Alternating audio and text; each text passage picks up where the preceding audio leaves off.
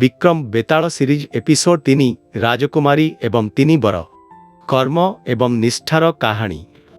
राजा विक्रम एवं बेताल जंगल रे जाउथिबा समय रे बेताल कहिला, राजा तुमे बुद्धि तथा ज्ञानर परीक्षा देइछ, एबे आउ एक रोमांचक कहानी सुन। बेताल कहानी आरंभ करिला एवं विक्रम ध्यानर सह सुनिले। एक समयर कथा, जड़े अत्यंत सुंदरी एवं बुद्धिमान राजकुमारी अनामिका एक राज्य रे बास करुथिले।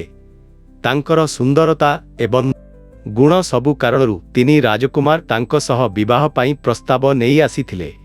सेमाने राजकुमारींकु पाइबा पाई भिन्न भिन्न उपाय रे चेष्टा करुथिले, किंतु राजकुमारींको मनरे एक प्रश्न थिला, से काहाकू चयन करिवे।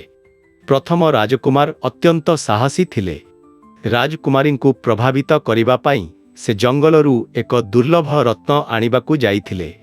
रातिरे जंगलर अंधकार रे यात्रा करुथिले एवं जंतुमानंक सह युद्ध करुथिले। शेषरे से एक मूल्यवान रत्न पाइले एवं ताहाकू राजकुमारींकु देई तांको साहसर प्रमाण देले।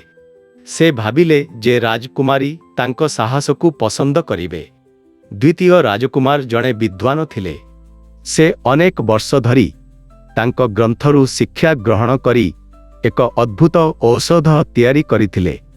एही औषध जेकोसी रोगकू भल करि पारुथिला, जहा ताहार बुद्धि एवं दयार प्रमाण देउथिला। से भाबिले जे राजकुमारी तांको बुद्धिकू गुरुत्व देबे। तृतीय राजकुमार अत्यंत दयालु एवं निष्ठावान थिले। से तांको राज्यर लोकमानंक पाई अनेक भल काम करिथिले।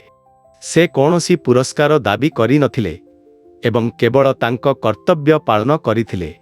से भाबिले जे तांको निष्ठा एवं भल पाइबा राजकुमारींको हृदयकू जीति नेब। राजकुमारी द्वंद्वरे पड़ीगले।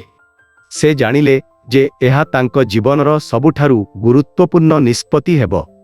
साहस, विद्या किंबा सेवाठारु अधिक निष्ठा एवं सत्य भल पाइबार महत्व अछि।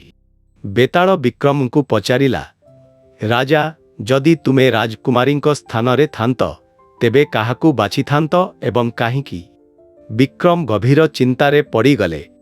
से कहिले, राजकुमारी ताहाकू बाछिबा उचित, जिए तांको निष्ठा एवं सत्य भल पाइबाकू मूल्य देब। बेताल हसी कहिला, तुमे ठीक उत्तर देल, किंतु मोर कहानी सहजरे समाप्त हुएनी। एबे मु तुमकू आउ एक रोमांचक कहानी कहिबी, किंतु मने रख, जदि तुमे भूल कर मु पुणी थरे उड़ीकी पळेइबी। आगामी एपिसोड रे नुआ कहानी सुनिबा सांग माने। एही रोमांचक यात्रा शेष हेबो नाही। सांग माने मु आपण मानकर झुमी आगको नुआ नुआ गप्प और वीडियो देखिया पई दया करी आम चैनल को सब्सक्राइब कर दियंतु।